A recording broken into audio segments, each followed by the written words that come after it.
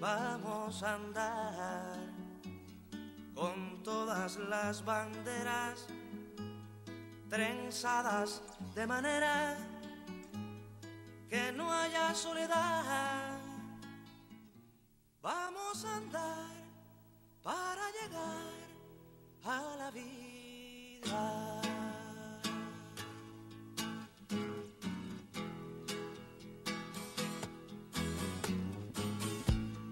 Vamos a andar en verso y vida tintos para llegar levantando el recinto.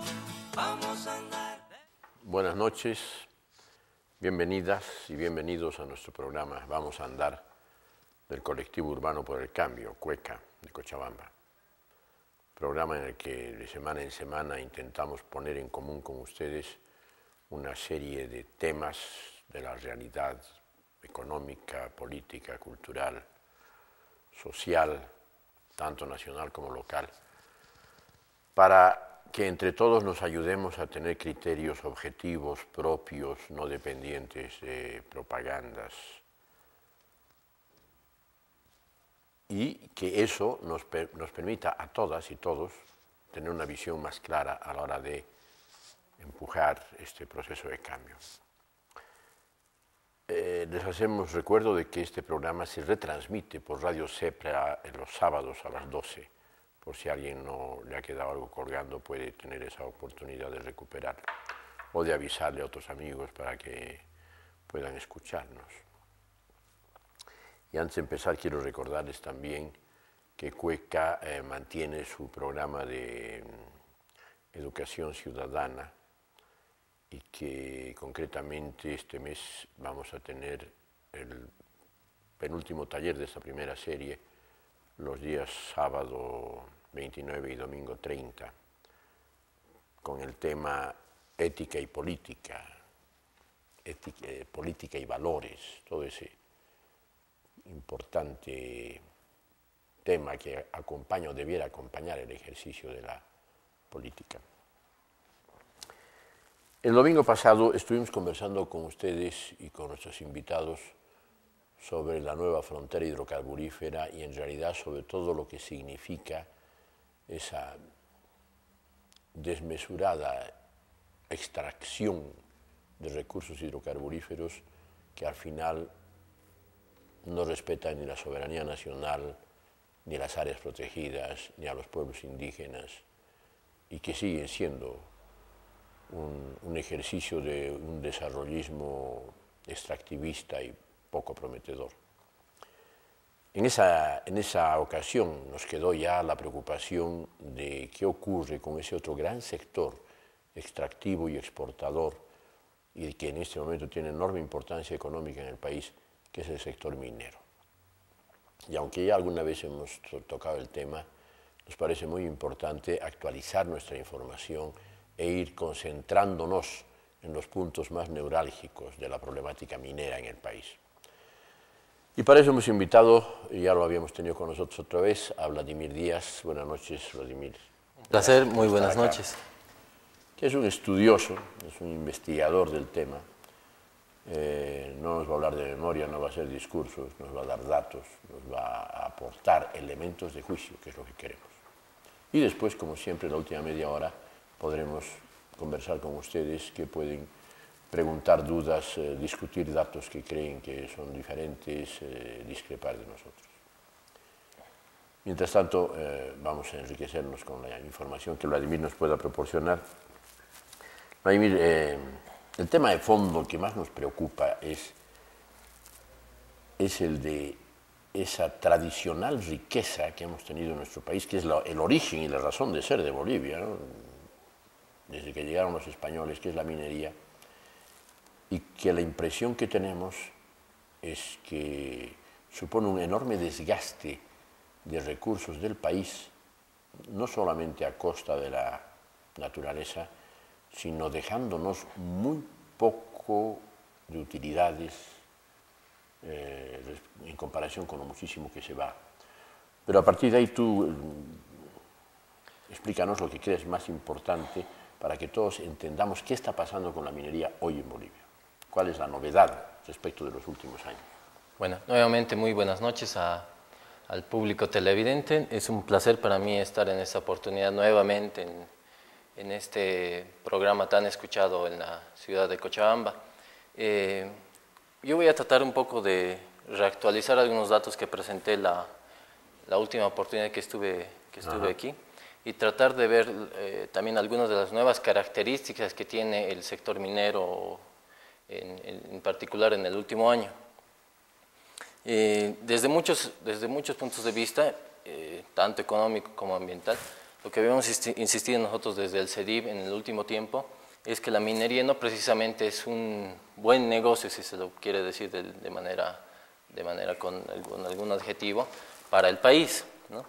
El promedio de el conjunto de la minería es el segundo sector de mayor importancia dentro de las exportaciones nacionales después del sector de hidrocarburos. Ambos sectores representan alrededor del 80% de las exportaciones nacionales, ¿no? La minería a lo largo de toda nuestra historia ha sido un sector de fundamental importancia para el país, ¿no?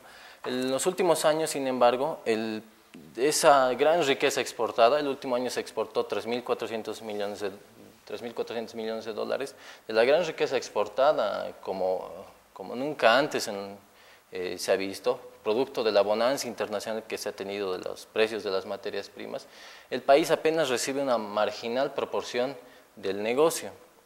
El promedio entre el 2006 y el 2011 respecto al valor exportado apenas alcanza al 9%, es decir, de cada 100 dólares que exporta el país, producto de sus minerales extraídos de sus cerros y de sus ríos, en el caso del oro, apenas 9 dólares se quedan para el país, ¿no? De cada 100. De cada 100 dólares. Es un hecho que habíamos insistido nosotros desde el CEDIV con mucha fuerza en el último tiempo y que contrasta con lo que había ocurrido ya en otras épocas. Habíamos mencionado el tema de los varones del estaño que en la década del 30 dejaban el 13% de respecto al valor exportado, ¿no? ¿Eso está comprobado? Sí, Dejaban más ellos que la actual minería. Hay un estudio hecho por Contreras, que él, con mayor fineza metodológica que otros estudios de la época, que tratan de la época, analiza que la participación del Estado respecto a las exportaciones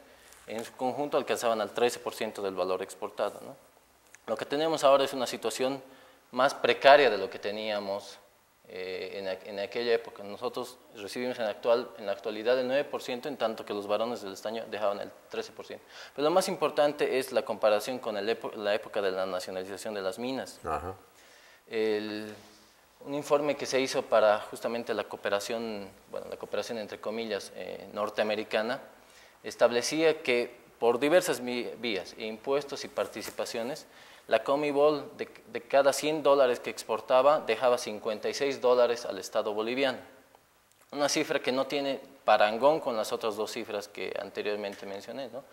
Y como gran parte de la población boliviana recuerda, Comibol es una especie de vaca lechera para el conjunto del país, ¿no? Se financió a partir de los recursos de la minería estatal varias obras de infraestructura nacional y principalmente una de trascendental importancia, la carretera Cochabamba-Santa Cruz, ¿no?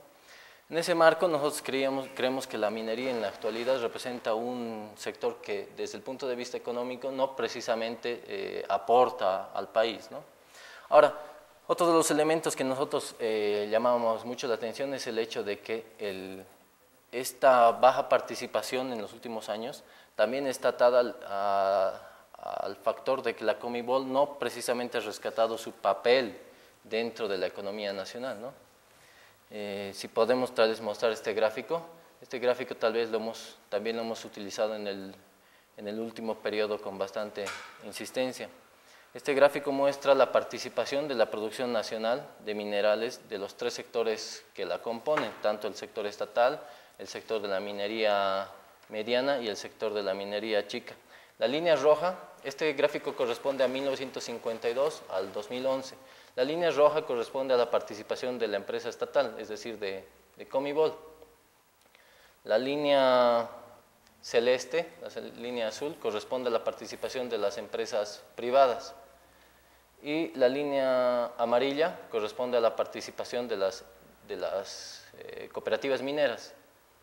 Si nos fijamos, la tendencia histórica desde 1952-54 respecto a la Comibol es a una caída constante. Este es el punto clave en la historia minera del país, que es 1985, ¿no? Claro. El comienzo del neoliberalismo y la paulatina enajenación de los recursos mineros, ¿no? Si vemos los años que siguen a 1985, la característica central es que Comibol tiene una marginal participación dentro de la producción minera. Aquí alcanzó en 1954 al 80% del total producido a nivel nacional. De todos los minerales que se producían durante el periodo inmediato a la nacionalización de las minas, el 80% correspondía a producción estatal, a la producción de la Corporación Minera de Bolivia. En los últimos años estamos en la situación inversa, que es apenas una producción marginal la que corresponde a la Corporación Minera de Bolivia. ¿En porcentaje cuánto es ahora? En los últimos años no ha pasado el 10%. Menos del 10% en los últimos años corresponde a la producción de la Corporación Minera de Bolivia. A contrapartida, el sector que ha crecido en estos 60 años es el sector de las empresas privadas. Y en los últimos años han sido el sector dominante de la minería nacional. En estos últimos años ha habido años en los que el sector privado controló el 80% de la producción nacional, es decir, la situación exactamente inversa a la que teníamos después de la nacionalización de las minas. Y en términos concretos, esto se debió a la existencia, al desarrollo de 3 proyectos incubados dentro del neoliberalismo, a la presencia de la empresa Sumitomo, que controla San Cristóbal, a la presencia de la empresa Cordalin, que controla San Bartolomé, que es el proyecto que opera en el Cerro Rico, y a la presencia también de la Glencore Extrata, que controla varias minas que fueron operadas por GONI. Glencore Extrata opera las minas que fueron enajenadas por el Estado boliviano a favor de la Comsur de GONI y actualmente operadas por la Glencore Extrata. Esas 3 empresas, a las que hay que sumar también la Pan American Silver, son las empresas que dominan en la última década la producción minera del país. Ahora bien, el año pasado hemos tenido una suerte de novedad histórica, ¿no? Y que tiene que ver mucho con la política que ha sido impulsada por el gobierno nacional en los últimos años. El gobierno nacional, si bien ha dicho que es su objetivo político el fortalecimiento de la empresa estatal, esto precisamente no corresponde a los hechos, como acabamos de mostrar. La Comibol tiene una participación de menos del 10%. El sector que se ha ido fortaleciendo en los últimos 5 años con mayor claridad ha sido el sector de las cooperativas mineras. Sí, también podríamos mostrar este gráfico. Cámara, por favor. Estas son las exportaciones que corresponden a la pasada gestión, al año 2012. El color verde corresponde a las cooperativas mineras. El 50% de casi los 4.000 millones de dólares exportados el año pasado fueron exportados por el sector de cooperativas mineras. El 44%, esta parte roja de la torta, corresponde a esas empresas, a las empresas privadas y centralmente esas 4 empresas que mencioné. Y solo esta pequeña tajada, este pequeño 6% corresponde a la Corporación Minera de Bolivia. ¿Qué es la Corporación Minera de Bolivia en la actualidad? Es Huanuni y el complejo que lo une con la fundición de Vinto. El complejo Huanuni-Vinto es realmente la Corporación Minera de Bolivia en la actualidad en términos económicos. Colquiri es una mina mucho más pequeña, va a tener y ha tenido el año pasado ya una pequeña influencia, pero de todos modos es marginal si se toma en cuenta si se lo compara de todos modos con Huanuni, ¿no? Son un poco más de 200 millones de dólares lo que representa la minería estatal. La minería cooperativa el año pasado representa 2.000 millones de dólares, ¿no? 10 veces más que la minería estatal, y son más de 1.600 millones de dólares los que corresponde al sector privado, ¿no? Sintetizando, lo que quiero resaltar de esta manera es que la minería estatal es un sector marginal dentro de la minería nacional, y el sector de las cooperativas mineras es el sector que ha crecido en el último año y que ha sido fortalecido. ¿Por qué ha sido fortalecido? ¿Por qué ha crecido? Por diversos beneficios tributarios que ha recibido. Ha recibido, entre otros aspectos, una regalía minera, en el caso del oro, que ha modificado la participación que antes se entregaba. ¿Qué quiere decir regalía minera? Del 100% que se exporta, del 100% del valor exportado, se entregaba hasta hace unos años el 5% como regalía del valor. 5% del valor se entregaba como regalía, como un mecanismo de impuesto para el Estado. Este 5% fue rebajado hace algunos años mediante una reforma tributaria de este gobierno a favor de las cooperativas mineras, y en la actualidad alcanza al 2,5%, se rebajó a la mitad, ¿no? Este hecho. ¿Eso es todo lo que dejan, la regalía, o además dejan impuestos? No pagan el impuesto a las utilidades de las empresas porque supuestamente no son empresas con fines de lucro, lo que es absolutamente fuera de la realidad para una parte muy importante de las cooperativas mineras, ¿no?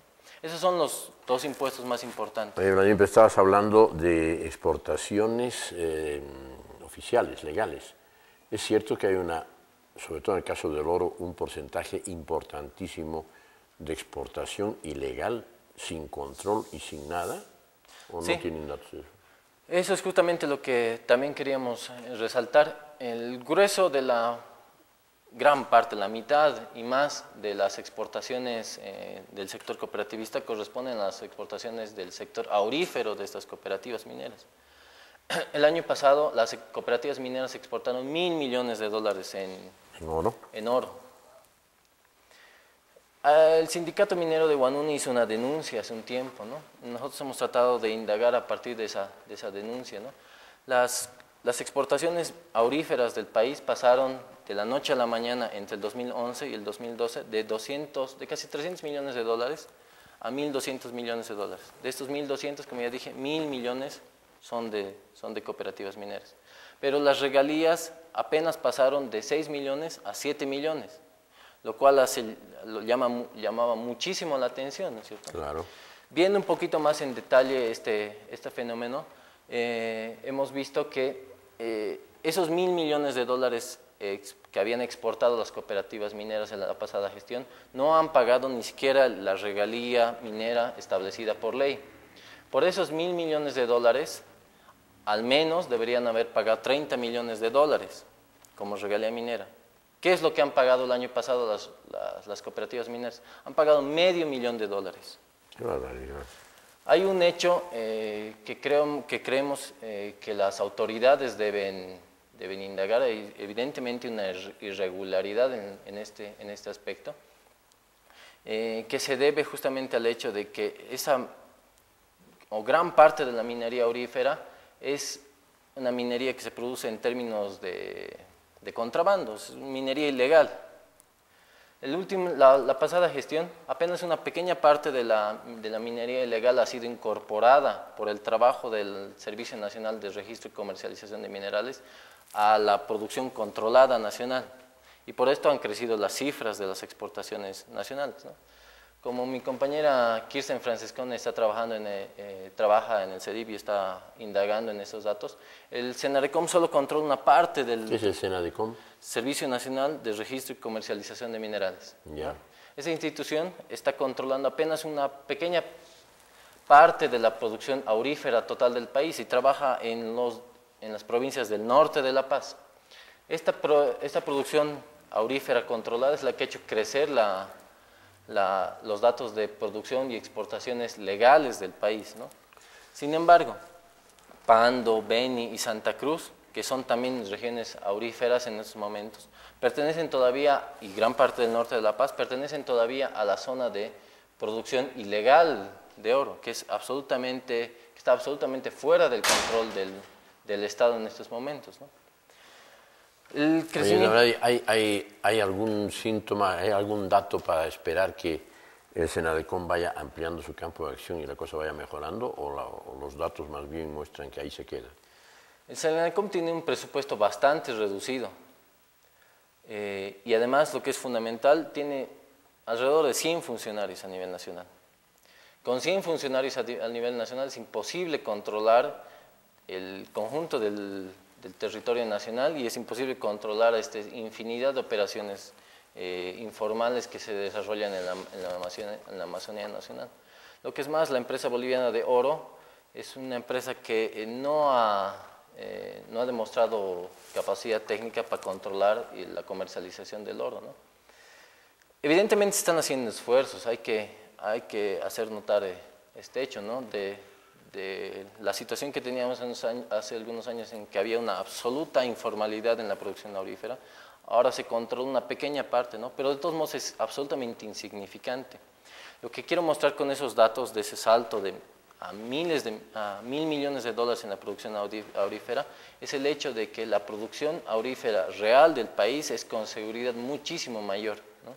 Si solo estamos controlando unas provincias en el norte de La Paz, nos podemos imaginar la magnitud del negocio que se produce actualmente en condiciones ilegales en todo el país. Hasta hace unos años la producción de oro del país alcanzaba 4 toneladas. Con este control que ha hecho el Senadecom tenemos 22 toneladas. Pero como dije, no controlamos el conjunto del territorio nacional y eso nos da una idea de cuánto realmente es el total de la producción de oro ilegal en el país en estos momentos. Terrible, terrible la perspectiva que nos cuenta aquí Vladimir. Y eso hablando solo del oro. Sí, las cooperativas producen todos los minerales. Las empresas extranjeras producen los principales: zinc, plomo, plata y piedra caliza en las privadas nacionales.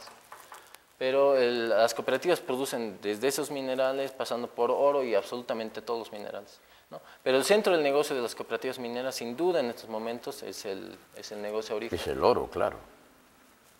Lo que queríamos también mostrar son algunos mapas que tienen que ver con este aspecto. A ver, por favor. A ver si me permiten. Y este creemos que es el otro aspecto importante de la discusión. Este es el mapa de concesiones a nivel nacional del año pasado, ¿no? Tanto las manchitas verdes como las ¿Puedes manchitas ampliarlo un poco para rojas, que se vea mejor? Sí. Ajá, ahí ya se ve mejor. Este es el mapa a nivel nacional, decía, ¿no? Todas estas manchas que se ven a nivel nacional son concesiones mineras, ¿no? Son como 2 millones de hectáreas a nivel nacional. Lo que es importante, y aquí lo que hemos hecho, es separar las concesiones mineras entregadas antes del 2008 y las entregadas después del 2008. Si me sigue aquí la cámara, si nos ponemos a fijar en el norte de La Paz, las concesiones que corresponden al color rojo son las concesiones entregadas al 2008. Las verdes son concesiones entregadas antes del 2008 y las rojas concesiones entregadas después del 2008. En el norte de La Paz, las concesiones entregadas son en gran parte concesiones entregadas después del 2008, así como en el norte de Santa Cruz. En el norte de Santa Cruz y en el norte de La Paz ha habido un crecimiento del conjunto de las concesiones entregadas. Estas concesiones entregadas fueron entregadas esencialmente a cooperativas mineras, ¿no? Y eso es lo que creemos que es un fenómeno muy atado a esto que veíamos en términos económicos, claro, de la exportación de aurífera, ¿no? Pues luego podemos tal vez ver lo que significa esto para algunas áreas protegidas y para algunas tierras comunitarias de Claro, origen. pero en principio ya es una demostración de la tragedia que estamos viviendo en términos mineros. El hecho de que estemos peor que en tiempos de los barones del estaño es algo absolutamente sorprendente e inaudito. Pero vamos a hacer una pequeña pausa y seguiremos analizando ese tema con Vladimir Díaz. Vamos a andar. Vamos a andar con todas las banderas. Vamos a andar con todas las banderas. Seguimos con ustedes sobre el tema del panorama actual de la minería en nuestro país.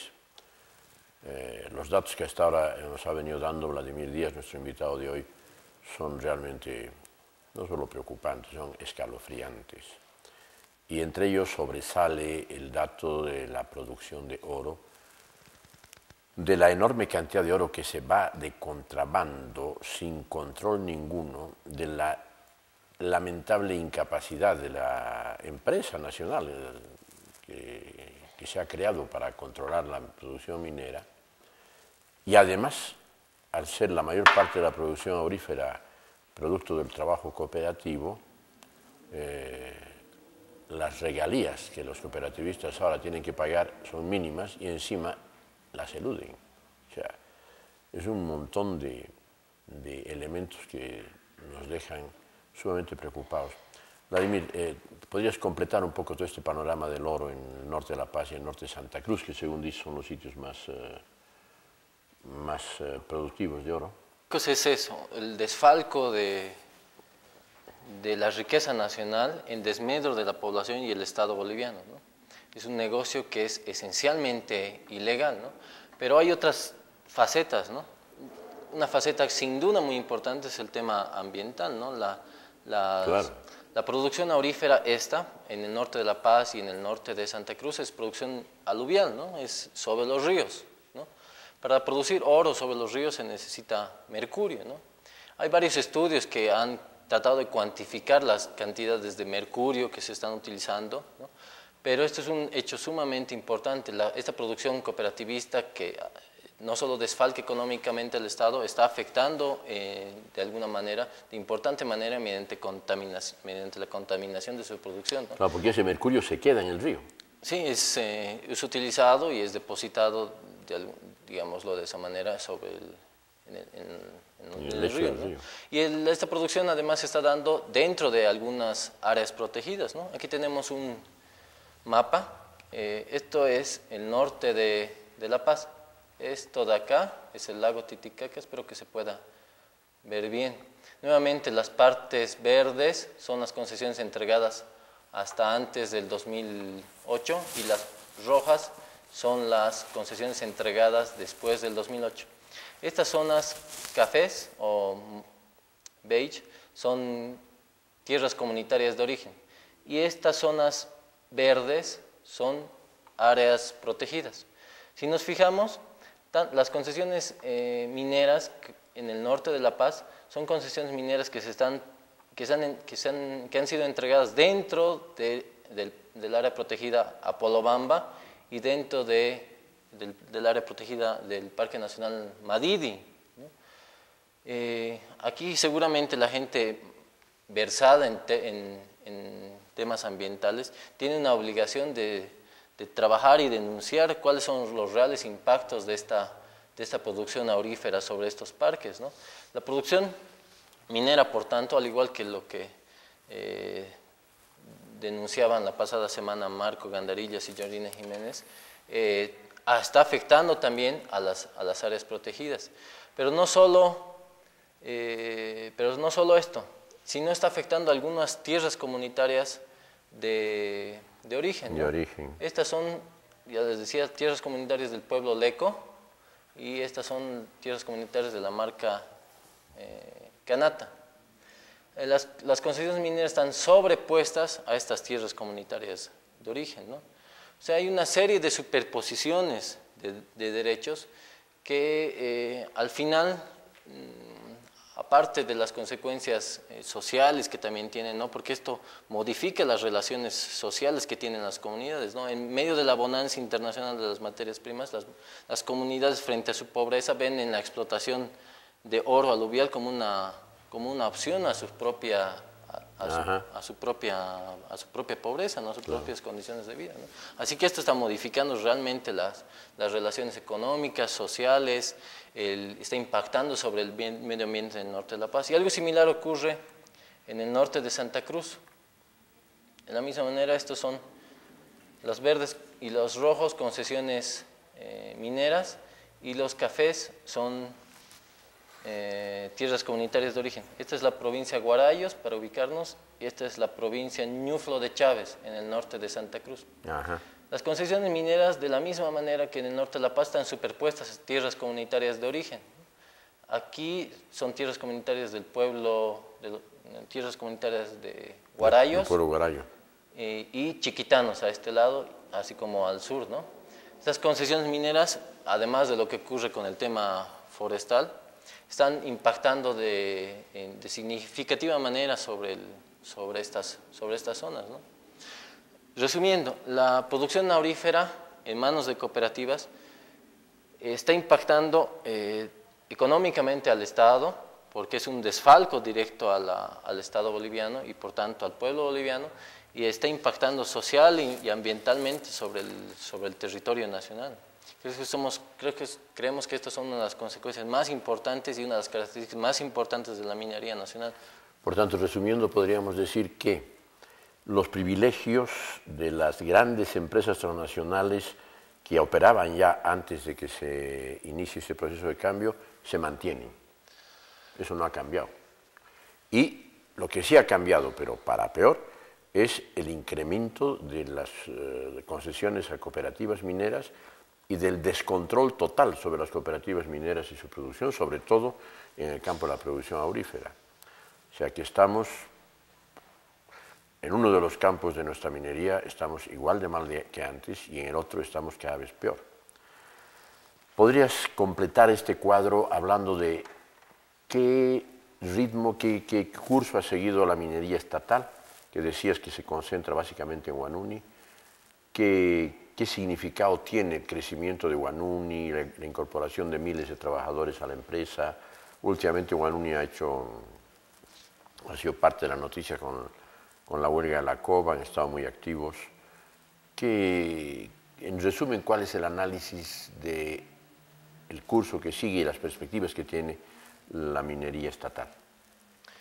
El Plan Nacional de Desarrollo, el año 2007, establecía que dentro de la política minera el objetivo central era apoyar a los varios actores que existen dentro de esta, ¿no? Esto en términos prácticos ha significado en la política gubernamental tolerancia a las empresas extranjeras. Evidentemente Bolivia no representa un foco de atención para los capitales extranjeros en estos momentos, ¿no?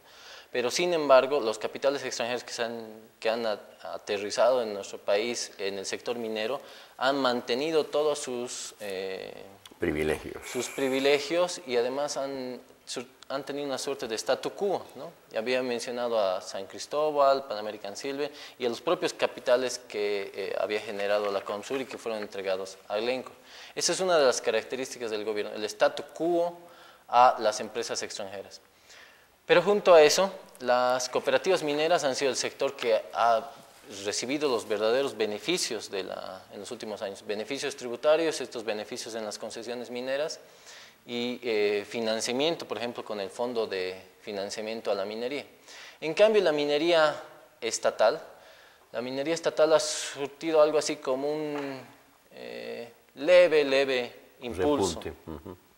¿A qué se ha debido este impulso? No precisamente en nuestro criterio a la acción propia del gobierno, sino a los conflictos que se generaron dentro del sector minero que obligaron al gobierno a la nacionalización de algunos centros mineros. El primer caso de estos es obviamente Huanuni.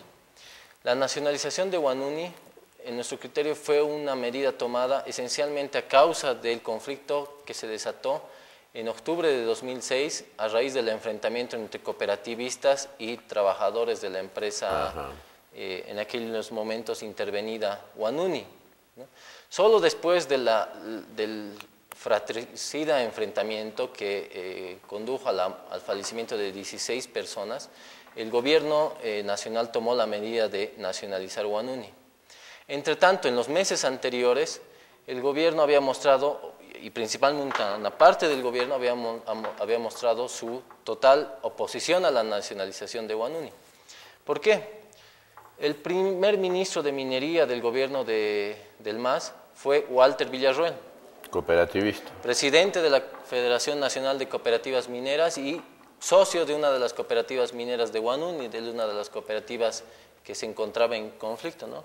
Alrededor de Walter Villarroel y de la ex ministra de gobierno de aquel entonces, existía una ala dentro del gobierno que se opuso totalmente a la nacionalización de Huanuni, ¿no?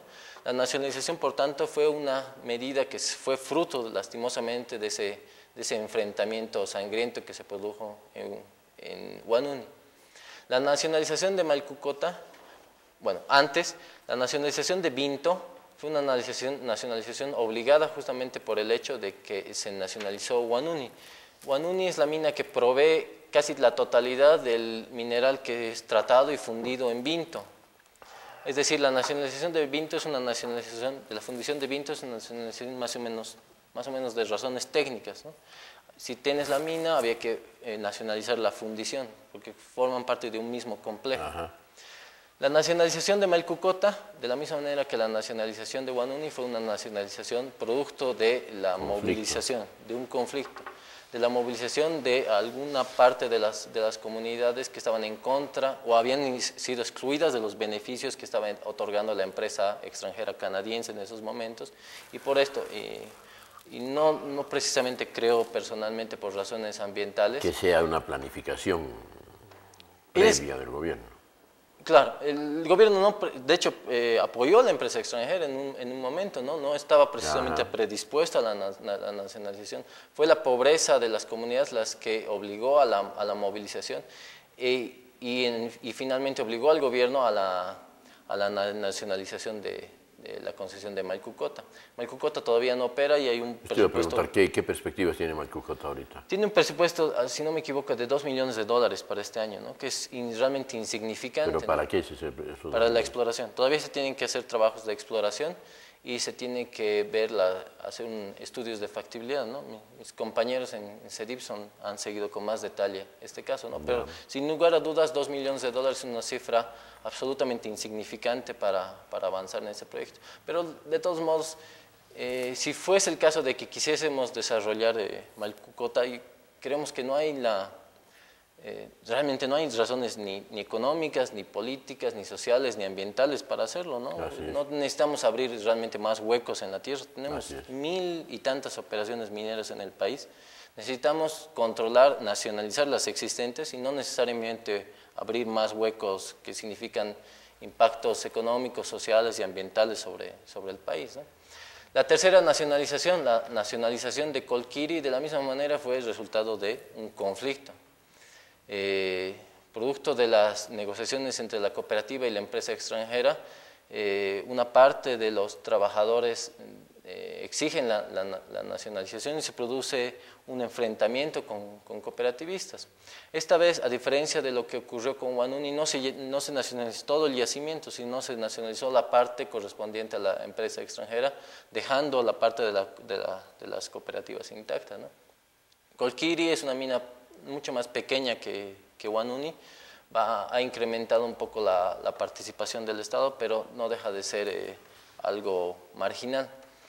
Luego Comibol tiene una pequeña planta piloto en Corocoro. Esta planta piloto es, como la han llamado las propias autoridades, de remediación ambiental. Lo que están tratando son las colas y los desmontes de las viejas operaciones de Comibol, en una operación más o menos de limpieza para cuando entre el verdadero operador en Corocoro, que va a ser la empresa coreana Cores, con la cual se firma un contrato de riesgo compartido en esa zona, ¿no? ¿Este gobierno lo ha firmado? Sí, se firmó en 2007, están ahorita en negociaciones para ampliar un poco el plazo de exploraciones. ¿Y en estos contratos nuevos hay alguna novedad en términos de regalías e impuestos o se mantiene una línea miserable de todos. En los contratos no se tocan las regalías, los impuestos, pues se manejan participaciones, ¿no? En el caso de Coro Coro tendría que haber una participación del 50% sobre el flujo de caja neto, ¿no? El problema de estos contratos es que implica un tipo de capacidad técnica del Estado para controlar que la empresa esté, que es al final la verdadera operadora, no esté mintiendo al Estado, ¿no? Y eso es lo que justamente el país, y en eso justamente el país tiene una vasta experiencia, ¿no es cierto? Los fraudes fiscales que existieron, no solo en la época de los varones del Sáenz, sino en la época de Goni, justamente se produjeron a raíz de que una parte de la burocracia de Conmebol estaba comprometida con sus intereses y no precisamente le quería mostrar el fraude fiscal que representaba, ¿no? Estos tipos de contratos realmente requieren una capacidad técnica dentro de Conmebol que realmente creo que no ha sido restituida en estos momentos, ¿no? La otra operación, finalmente, es Mutún. La apuesta política del gobierno, en este caso, también fue entregarlo a una empresa extranjera, que fue la Jindal. En este caso, la Jindal fracasó y por obligación la Conmebol, mediante la empresa siderúrgica del Mutún, está asumiendo el proyecto que avanza bastante lento y que va a avanzar con muchas dificultades, en razón de dos hechos centrales, de que se requieren grandes inversiones para explotar el Mutún. Se requiere construir un gasoducto que va a costar alrededor de $300 millones, como lo ha presupuestado YPFB, y una serie de infraestructuras necesarias para la exportación, que eso es lo que se quiere hacer con el Mutún, ¿no?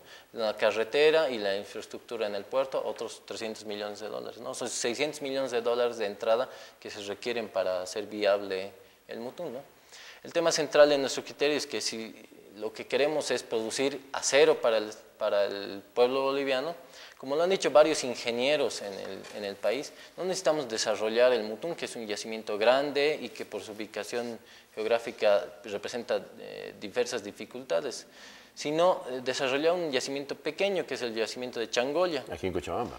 Justamente lo han sugerido durante muchos años varios ingenieros conocedores del tema, que podría permitir abastecer de acero para las necesidades del mercado nacional, ¿no? Sin necesidad de invertir semejante cantidad de dinero en un proyecto que va a ser sí o sí un proyecto de exportación. Pero la Conmebol no tiene ninguna intención de meterse en Changolla, ¿sí? No hay ningún proyecto hasta donde yo conozco. Los objetivos están puestos en el Mutún con un sentido exportador también, ¿no? Que entre paréntesis, el primer proyecto en torno a Changolla se desarrolló conjuntamente con el de Misicuni, hace más de 60 años.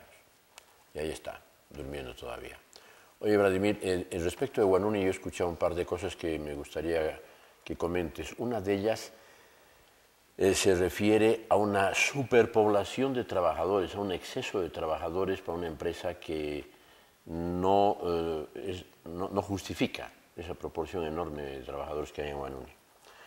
Bueno, sobre esa, ¿qué dices? La nacionalización de Huanuni evidentemente fue una nacionalización de carácter político y no fue una nacionalización de carácter técnico, ¿no? Había un conflicto grande que había que solucionar y se tomó la mejor medida en mi criterio en ese momento, que fue lastimosamente después del conflicto, pero que fue incorporar a los 4.000 cooperativistas dentro de la empresa estatal. Evidentemente es una cantidad de trabajadores sumamente superior a las reales necesidades de la empresa, ¿no? Se ha subido la cantidad de producción de Huanuni de 3.800 toneladas que producía el 2006 a casi 10.000 toneladas en las últimas gestiones, ¿no? Pero de todos modos existe una masa de trabajadores supernumerarios dentro de Huanuni, ¿no? El conflicto último creo que ha mostrado evidentemente algunas dificultades que se tienen en Huanuni. El hecho central es, aparte de la evidente discusión que hay que tener sobre los salarios que lastimosamente algunos dirigentes mineros tienen en el distrito minero de Huanuni, creo que la discusión también pasa por ciertas obligaciones que tenía el gobierno nacional respecto a su propia empresa minera. Nosotros hemos estado insistiendo en la última temporada en que el gobierno no realizó las inversiones necesarias para desarrollar Huanuni. Del total del presupuesto de los últimos años de la Conmebol, que es el presupuesto donde está inscrito el de Huanuni, el TGN no aportó con un boliviano. Hace 2 semanas estuvimos compartiendo una entrevista con el expresidente de Comibol, el ingeniero Córdoba, y él justamente ratificaba esta situación. La empresa, la segunda empresa más importante del país, después de YPFB, fue dejada a su merced, a desempeñarse en base a sus propios recursos, ¿no? El presupuesto de Comibol en los últimos años fue el presupuesto obtenido en base a las operaciones de venta y exportación de minerales de Huanuni Vinto. Estos es realmente los recursos que ha obtenido la Comibol. No ha obtenido, en cambio, un solo centavo aportado por el Tesoro General de la Nación, como se debería hacer. Y esto es un hecho muy importante. Habiendo tenido o teniendo 4.000 trabajadores adicionales supernumerarios, había que realizar inversiones urgentes en Huanuni.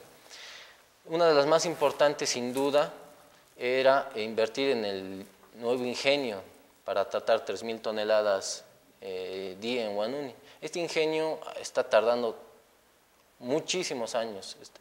Ha sido proyectado después de la nacionalización, pero hasta ahora no ha comenzado efectivamente su construcción, ¿no?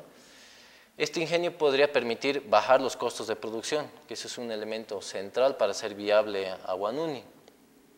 Pero además de esta inversión, digamos, propiamente minera, lo que creemos también central es que el gobierno no se planteó una inversión en un sentido industrializador. Nosotros producimos estaño en Huanuni, lo fundimos en Vinto y esto lo exportamos. Por tanto, cuando fundimos en Vinto tenemos todas las condiciones para dar el salto siguiente, que es la producción industrial. En estos momentos a nivel mundial el estaño se utiliza para soldadura. Lo que creemos que podría haberse hecho es pensar, estudiar, diseñar, hacer los estudios de factibilidad económicos, sociales, ambientales, necesarios para un proyecto de creación de industrias de soldadura en el país. Tenemos la materia prima en el país como para pensar en una industria de soldadura, ¿no? Esto podría haber permitido, por un lado, crear un nuevo polo económico para el país, pero además descargar una parte de los trabajadores de la empresa minera de Huanuni en otro sector no necesariamente extractivista, ¿no? Creemos que para ahí también pasan varios elementos, ¿no? Huanuni tiene un costo de producción actualmente de $8 la libra fina. Este es un costo de producción similar al que tenía Comibol antes del 85, un costo de producción sumamente alto. La libra fina de estaño durante más de 20 años, entre el 85 y el 2005, ha estado abajo de los $8. De los $8, abajo de los $5, de hecho. En los últimos años hemos tenido una bonanza internacional que es la única que ha hecho viable a Huanuni. El gran peligro en nuestro criterio es que el momento en que caigan los precios internacionales de las materias primas, y en este caso particular el precio internacional del estaño, Huanuni va a ser inviable, económicamente inviable, porque tiene una masa sumamente grande de trabajadores y su costo de producción es sumamente alto. Así que frente a esas circunstancias, no habiéndose realizado las inversiones necesarias, se va a producir, creemos, una crisis social de magnitudes considerables, que no solo va a afectar a este sector de trabajadores estatales, sino a miles de trabajadores cooperativistas, que son los que se han desarrollado en estos últimos años, ¿no? Y que producen solo a condición de que el precio de las materias primas está tan alto, ¿no? Creemos que lo que se avecina en los siguientes años es una crisis social de magnitudes en el sector minero. Otro dato preocupante. La otra cosa que quería consultarte, que he escuchado decir, es que cuando se nacionaliza gran parte de lo que ahora es Huanuni y se incorpora a esos miles y miles de trabajadores que eran cooperativistas, se los incorpora como trabajadores de la empresa, no ha habido ninguna preocupación por darles un mínimo de formación política y sindical, de manera que ahora tenemos un sindicato de Huanuni que está compuesto en gran medida por cooperativistas, con la vieja mentalidad cooperativista. ¿Qué opinas de eso? Sí, creemos que hay evidentemente una fuerte presencia de ex dirigentes cooperativos. Trujillo, el actual dirigente de la COP, y ¿Era cooperativista? Pérez, de la Federación de Mineros, son ex cooperativistas, ¿no? Que han trasladado de alguna manera sus prácticas políticas y estas prácticas, digamos, salariales, digámoslo de alguna manera, a la empresa estatal, ¿no?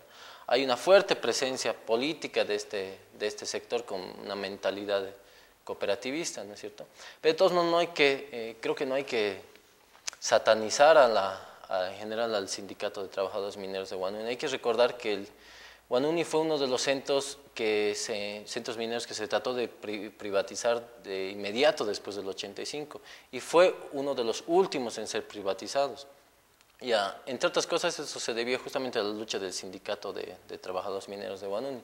Fue privatizado el año 2000, luego de años de oposición del sindicato, ¿no? Creemos que ciertamente hay una tradición de discusión y de formación y de organización dentro del sindicato, pero ha quedado como mimetizada o reducida por la influencia de la lógica de ex cooperativistas dentro de la empresa, ¿no? Hay otro elemento que nos parece sumamente importante, ¿no? Producto de esta carencia de inversiones, son alarmantes los datos que ha puesto el propio sindicato, ha puesto a la luz el propio sindicato respecto a los accidentes y a las muertes producidas en Huanuni. O sea, la seguridad industrial no está al nivel que Es debería. alarmante. Alguna vez conversando con Marco Ganderiz, justamente el director de CEDIV, él resumía gráficamente la situación y decía que Huanuni es una especie de cooperativa gigantesca, ¿no? Y tiene, creo, en este sentido bastante razón. En los últimos años se han producido 7.000 accidentes, según el sindicato minero de Huanuni, y se han producido 50 fallecimientos. Han perdido 50 personas la vida en el centro minero de Huanuni. ¿A qué le llaman los últimos años? ¿De cuándo para acá? Desde 2008 hasta la fecha. De hecho, hace una semana exactamente fallecieron 2 trabajadores cooperativistas en la mina Huanuni, ¿no? Lastimosamente, estas son consecuencias de esta falta de inversión, de esta falta de planificación a largo plazo que tiene en la que está la minería nacional en estos momentos, ¿no? Creemos que no es buenas las perspectivas en las que se encuentra esta, ¿no? De todos modos, uno entiende más o menos cuál es la lógica en que salgan una parte de los trabajadores mineros, porque entrar a una mina es totalmente distinto a cualquier otra experiencia laboral, es realmente... Almaraz decía, entrar a la mina es como entrar a la boca del infierno. Es una situación absolutamente distinta. Gracias, Vladimir. Se nos ha acabado el tiempo. Vamos a tener que dedicar algún otro programa a estos temas. No hemos mencionado lo del litio, que tiene su propio contenido. Y ahora vamos a, después de una breve pausa, abrir las líneas telefónicas para que ustedes puedan participar. Vamos a andar. Volvemos con ustedes en este programa dedicado a la problemática minera, a la importancia enorme que siempre ha tenido la minería en nuestro país y que ahora nos deja sumamente preocupados al comprobar que la gran, creciente, acelerada actividad minera que hay en distintos sectores y lugares del país, al final no beneficia ni siquiera a la economía del Estado.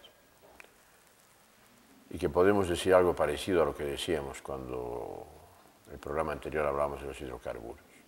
Ni soberanía nacional, ni perspectivas de Estado productivo, ni respeto a la madre tierra, ni respeto a los pueblos indígenas. Yo añadiría que todo esto tiene que ver con la pasividad con que la sociedad civil en nuestro país se toma estos temas. Si logramos en su momento recuperar el control de los hidrocarburos, fue porque hubo una movilización social de enormes proporciones que llegó incluso a expulsar a un presidente. Movilización social en defensa de nuestros recursos mineros, hasta ahora cero. Pero escuchémoslos a ustedes. Pedro González, por favor. Adelante, Pedro.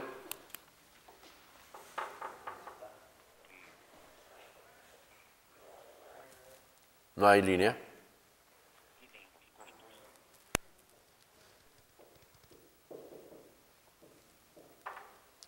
Entonces, Charlie Vera. Adelante, Charlie. ¿Qué pasa con el teléfono?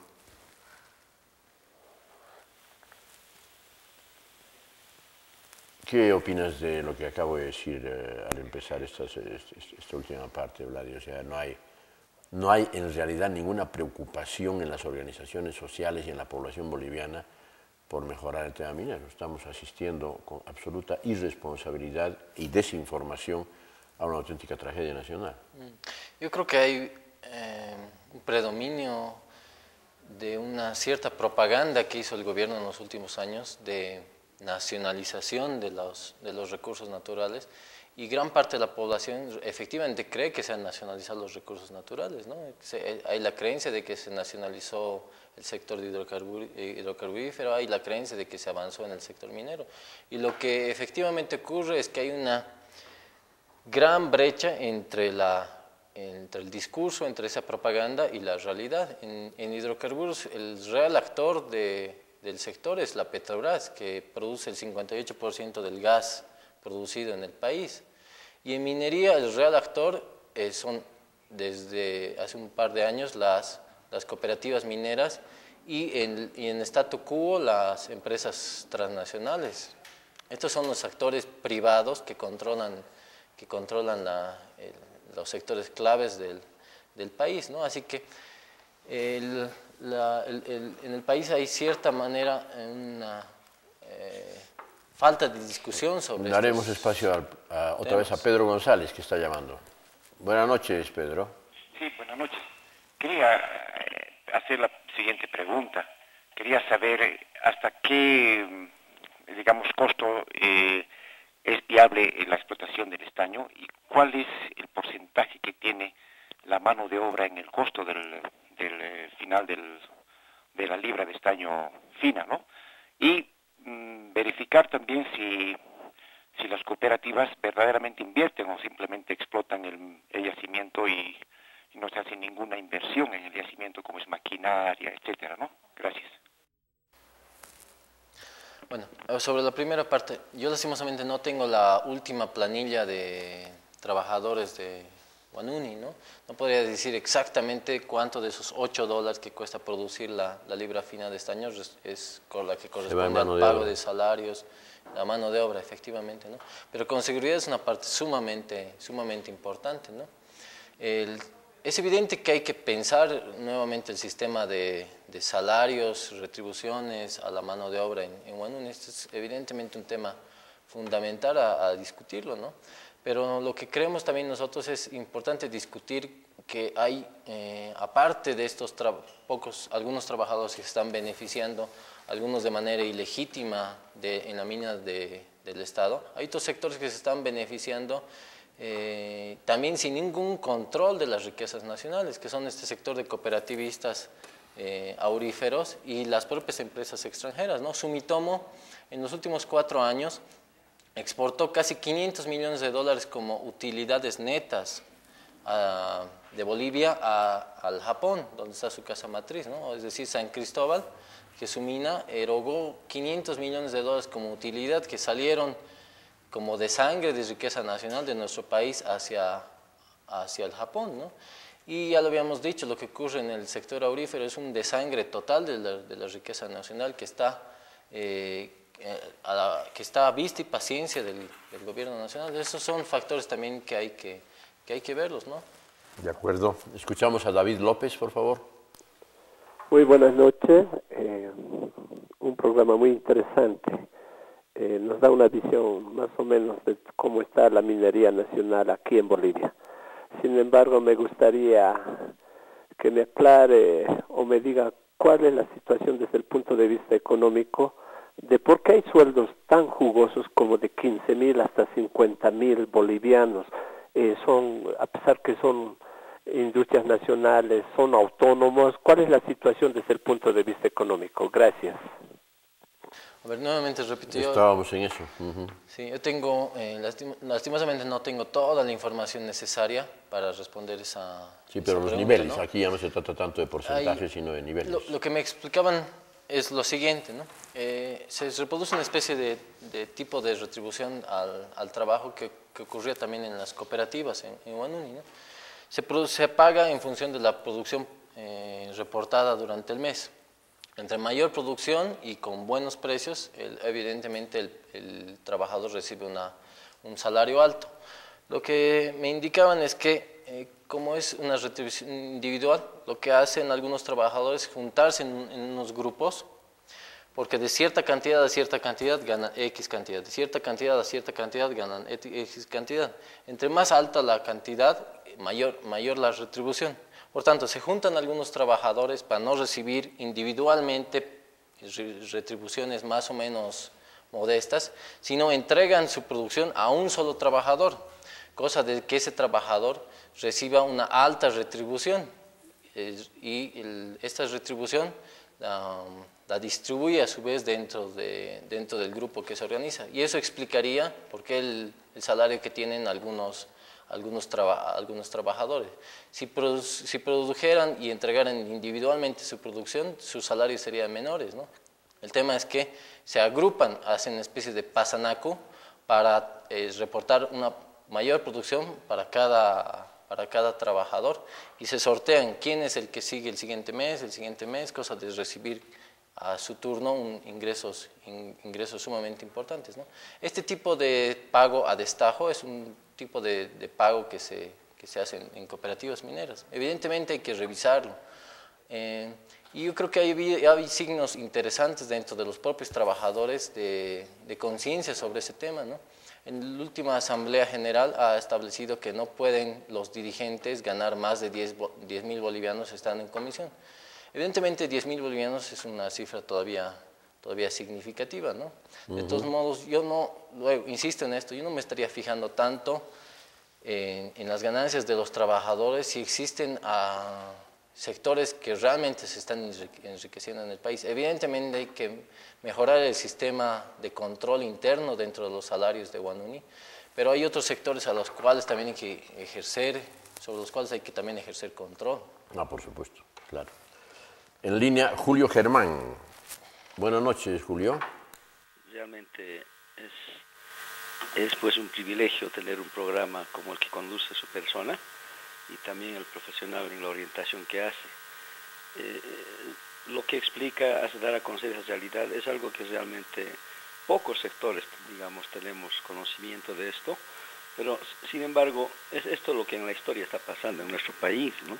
Imagínense con La Plata, el estaño del siglo XX, de las minas del sur, tanta riqueza producida en los gobiernos de Banzer. El problema es que los gobiernos actuales y los de turno nunca se han preocupado por políticas de inversión en los lugares donde teníamos estas riquezas. Es por eso que muchos hemos emigrado a otros lados para dar una respuesta al estado de miseria en que nos hemos encontrado posteriormente, ¿no? Está pasando lo mismo ahora en la actualidad con Huanuni y va a pasar de acá a la postre si es que el gobierno no hace nada, no toma medidas, porque no es que los pobladores de Huanuni o la alcaldía de Huanuni o la subprefectura de Huanuni hagan inversiones, es el gobierno central, ¿no? y los gobiernos departamentales. ¿Por qué no va a pasar lo que siempre en la historia ha pasado? Potosí, Oruro, esas zonas abandonadas, la gente vive una miseria en una etapa prehistórica tal vez. Lastimosamente ahora hemos dado tanta riqueza en la historia nosotros de esos sectores para que ahora estemos olvidados por culpa y responsabilidad de los gobiernos, señor. Muchas gracias. Julio, no sé si tienes algo que comentar, en realidad es una opinión que corrobora lo que decimos, ¿no? Sí, yo creo que hay que volver a repensar, como decía, cuál es lo que realmente se ha avanzado en los últimos años, ¿no? Yo creo que hay algunos signos interesantes. El Congreso de la Federación de Trabajadores Mineros de Bolivia, el último congreso, estableció como una de sus consignas, bueno, no precisamente fueron muy consecuentes con ello, pero establecieron como una de sus consignas la nacionalización de las minas. Dentro del sector minero hay una parte que es consciente de que no se ha avanzado en ese aspecto y que hay un desangre de la riqueza nacional. En mi opinión, esta consigna de nacionalización de las minas del Congreso de la Federación de Trabajadores Mineros de Bolivia es la primera consigna de carácter nacional que se ha gestado después de lo que después de octubre de 2003. Hemos tenido un periodo más o menos de paz social en los últimos años y estamos recién repensando cuál es la situación real de los sectores estratégicos, ¿no? Creemos que aparte de esta consigna de nacionalizar las minas, hay que pensar realmente en nacionalizar el sector de hidrocarburos, comenzando por la Petrobras. De acuerdo. Jaime Salvatierra en línea. Buenas noches. Perdón, voy a bajar el volumen. Ay, no.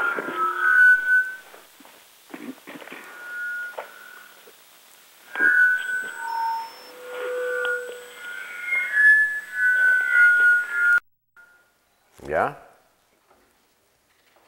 ¿Qué pasó, Jaime? Bajó tanto que ahora no se le oye a él.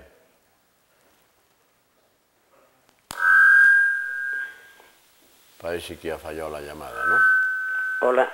Sí, adelante. Ya, gracias. Bueno, quiero opinar lo siguiente. Se ha visto de que la explotación de los minerales en Bolivia ha quedado en un status quo. Después de la captura de la explotación por medio de los varones del estaño, la nacionalización de las minas ha quedado ahí. No se ha mejorado, no se ha modernizado, se ha producido en lo que se ha podido y ha ido decayendo la explotación minera a tal extremo de que los mismos mineros andaban saboteando la forma de explotación mediante el robo, el juqueo de minerales. Entonces se ha hecho pedazos con Comibol y no tienen posibilidades de mejorarlo ahora. Lo único que les mantiene son los precios internacionales. Y para lo peor es que los técnicos, los ingenieros no tienen ideas para buscar otro tipo de exploración de otros tipos de minerales. Ejemplo, el vanadio. El vanadio es el mineral del futuro. Y aquí no se ha tocado siquiera, o parece que no les interesa. Otro de los minerales es el indio. El indio que ha tenido muchas aplicaciones que ahora no sé si aún todavía persiste la explotación y la validez que tiene de poder seguir explorando ese mineral. Entonces, para diversificar y no depender solamente del estaño y el oro, así tradicionalmente, se debería investigar ese tipo de minerales y otros que existen todavía. Nada. ¿Qué dirías sobre estos? Yo añadiría el caso del renio, que se sabe que sale en San Cristóbal ocultas. Nosotros hemos tratado de hacer una pesquisa justamente en el CEDIV, con mis compañeros. Bolivia figura como uno de los mayores productores mundiales de indio, pero en las estadísticas nacionales no hay ninguna referencia a producción de 1 gramo de indio y menos de pago de impuestos sobre este aspecto, ¿no? Es algo que estamos trabajando justamente con mi compañera Kirsten Francescone. Pero es un tema que nos lleva además a la discusión sobre el modelo al final del desarrollo, ¿no? Un primer paso central y una situación en la que al final estamos atrás de lo que estuvimos después de la construcción de la fundición de Vinto es que la mayoría de nuestros minerales no se funden, no se refinan en el país. Estamos exportando materia prima en su estado más elemental, ¿no?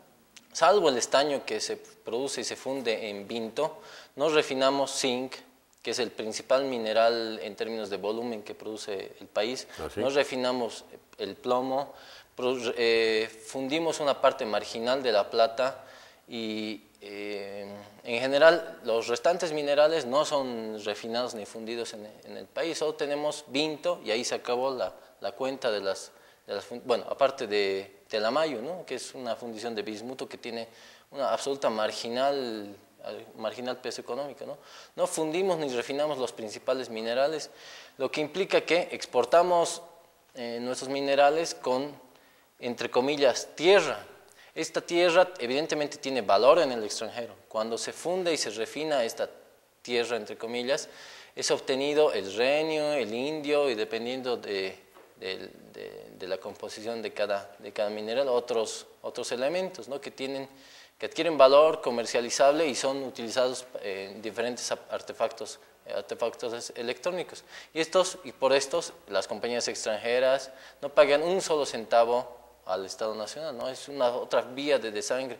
Esta reflexión es una vieja reflexión que se tenía en los años anteriores a la revolución y posteriores a la revolución del 52, ¿no? Que implica un desangre de la economía nacional cuando exportamos nuestras materias primas sin refinarlas, sin fundirlas, ¿no? El paso siguiente, al final, el paso más importante aún que esto, es industrializar algunas materias primas en el país. Esto es un elemento de suma importancia para cambiar la estructura general de la economía nacional. Se pueden producir infinidad de artefactos y productos industriales y bienes de consumo a partir de las materias primas que se producen en el país.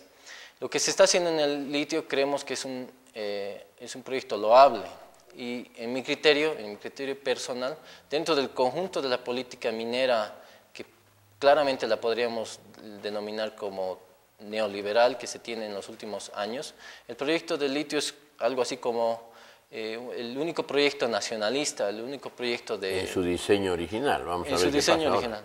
Evidentemente está sometido a demasiadas presiones, ¿no? Y sería largo de hablar de esto, pero en su proyecto en sí mismo es de mucha mayor avanzada que cualquier otra cosa que se está haciendo en minería en el país, ¿no es cierto? Si nos estamos arriesgando a intentar producir baterías de litio que son un producto de alta tecnología a nivel mundial, obviamente nos deberíamos haber propuesto también producir conductores eléctricos a partir del cobre que se produce en Corocoro o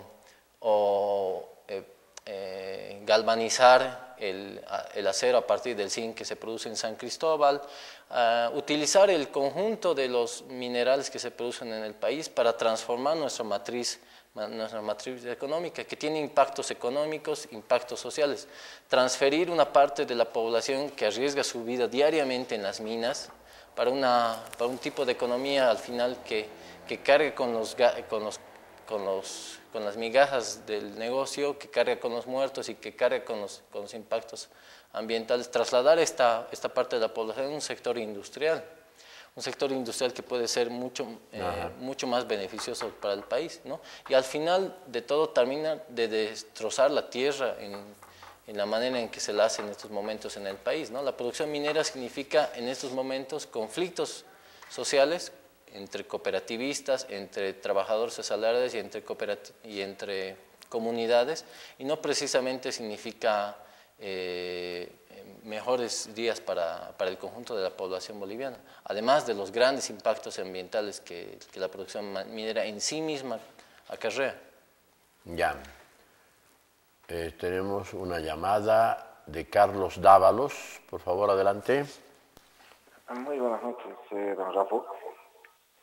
Quisiera consultarle al señor panelista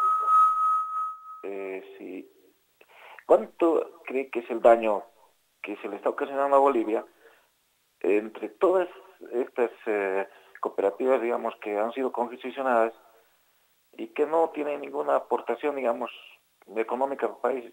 Escuché, por ejemplo, un programa que llegaba a 5.000 millones de dólares, más o menos, cuantificándolas todas juntas. Gracias. No sé si ha quedado claro. Sí, yo creo que es muy difícil cuantificar cuál es el daño económico que se está produciendo para el país. Un indicio es lo siguiente, del 100% del valor que exportan las cooperativas mediante comercializadoras, la mayoría, estas pagan 1% por concepto de regalías. De cada $100 que exportan apenas pagan el 1% y hasta el 3% variando según el mineral. Pero el restante, 90 y tantos %, se fuga de alguna manera de las arcas nacionales, de diversas maneras. Una parte importante, dependiendo también del mineral, se lo queda la fundición o la refinería que está en el extranjero. Si es, por ejemplo, zinc, es alrededor del 50% del costo o del valor total que se lo apropia la refinería en el extranjero. Del otro 40 y tantos % restante se va a distribuir entre la comercializadora que hace todo el papeleo de exportación y toda la logística de exportación, los patrones cooperativistas, y una pequeña parte recae dentro de de los trabajadores cooperativistas, ¿no? Las cooperativas no pagan impuestos, ¿no? Así que la regalía minera es realmente lo que aportan al Estado Nacional. ¿A quiénes está beneficiando esto? Está beneficiando realmente a un sector que se está enriqueciendo dentro de las cooperativas mineras, ¿no? Hay gente que son potentados económicos en estos momentos en Potosí, por ejemplo, ¿no? La familia Alave es una familia que se ha enriquecido alrededor del cooperativismo minero y que son propiamente patrones. En ese momento son patrones, ¿no? Son propietarios de la fuerza de trabajo de miles de trabajadores que trabajan en estas cooperativas mineras, ¿no? Este sector es un sector que se ha beneficiado de esta política minera, que es, entre otros, el que se está beneficiando en general del negocio, ¿no? Es muy difícil realmente cuantificar cuál es el daño realmente económico, ¿no? Pero sin duda, por lo que mencionaba también en el caso de Lore, es un desangre económico sumamente gigantesco. Curiosamente, este ha sido, de toda la historia de este programa, el que ha recibido menos preguntas o menos participación telefónica, y me imagino que eso tiene que ver con el hecho de que Cochabamba como departamento casi siempre ha estado ajeno a esta problemática minera que viene de Potosí, de Oruro, de La Paz y ahora se extiende a Santa Cruz y al norte de La Paz. En estos 13 minutos que nos quedan, ¿qué nos podrías decir, Vladimir, sobre las perspectivas o lo que empieza a haber de minería de verdad en Cochabamba? Cochabamba también se ha vuelto un centro de producción cooperativista. Hay un importante sector de cooperativistas mineros en el occidente de Cochabamba y también en el sur de Cochabamba, ¿no? Estas cooperativas también en general, igual que las demás en el país, al impulso de la bonanza internacional de los minerales, ¿no? Creemos que la reflexión, no solo para Cochabamba, sino para todos los departamentos, es al final qué es lo que va a dejar para el país la minería, que es al final... además de los muertos, de las consecuencias ambientales, son las migajas económicas para un país productor y exportador de materias primas, ¿no? La minería en sí misma no es una opción para el país, nunca lo fue para el país. La minería condujo al país a una situación de dependencia económica, ¿no? Es una especie de relación de país productor de materias primas e importador neto de bienes industriales, que ha sido la característica central de nuestra economía nacional, y esto es una característica que al final debemos cambiarla, ¿no? Ahí está justamente la discusión política, debemos pensar cuáles son las alternativas políticas a esto, ¿no? Y hay mucha discusión en este aspecto, ¿no? Yo solo creo que hay que comenzar a pensar en la nacionalización de las minas, la nacionalización de los hidrocarburos y pensar en la industrialización de algunas de las materias primas. Claro, y en Cochabamba, más bien, hasta ahora hemos estado fundamentalmente a salvo de lo que ha sido el deterioro de la naturaleza. No hemos sufrido lo que han sufrido los departamentos de Potosí, Oruro y el sur de La Paz, con la contaminación de todas sus aguas y de muchas partes de sus terrenos gracias a la extracción minera, y sería una vana ilusión que pensemos que incorporarnos como departamento a este rubro tan mal llevado, tan poco rentable y que al final deja en el país una miseria comparado con lo que se lleva y con lo que destruye, para Cochabamba más bien sería un atraso, un paso atrás respecto de lo que ha sido nuestra historia dentro de este país. Y no olvidemos, la razón de ser de Bolivia es la minería. Bolivia existe porque en un momento dado los españoles conquistadores encontraron Potosí, descubrieron Potosí, y ahí empezó la fiebre loca de la minería potosina, que inevitablemente terminó aglutinando y articulando todo un territorio que se llamó en su momento Audiencia de Charcas y que ahora se llama Bolivia. Estamos marcados por eso, y parece que efectivamente sigue marcando nuestra historia la minería, y seguimos abocándonos a una creciente destrucción de nuestro medio ambiente, de nuestras tierras, de nuestras aguas, de nuestros bosques, ahora de nuestras áreas protegidas, y a una creciente depauperación de nuestros pueblos indígenas. Entonces, tenemos que preguntarnos todos muy en serio qué otra, y es lo que ha insistido Vladimir, ¿qué otra orientación tendríamos que darle a nuestra economía que no sea precisamente la de continuar con lo que los españoles impusieron a partir de 1545?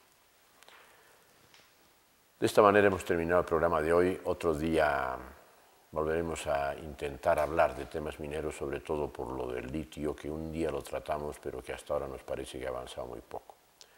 Mientras tanto, gracias Vladimir por estar acá.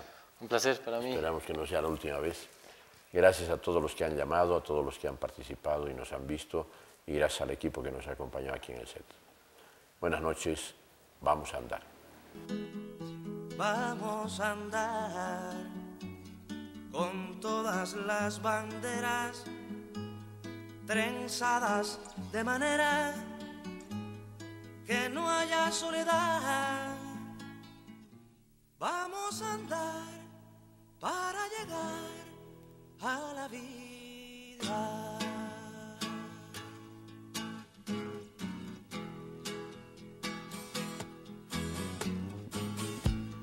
Vamos a andar en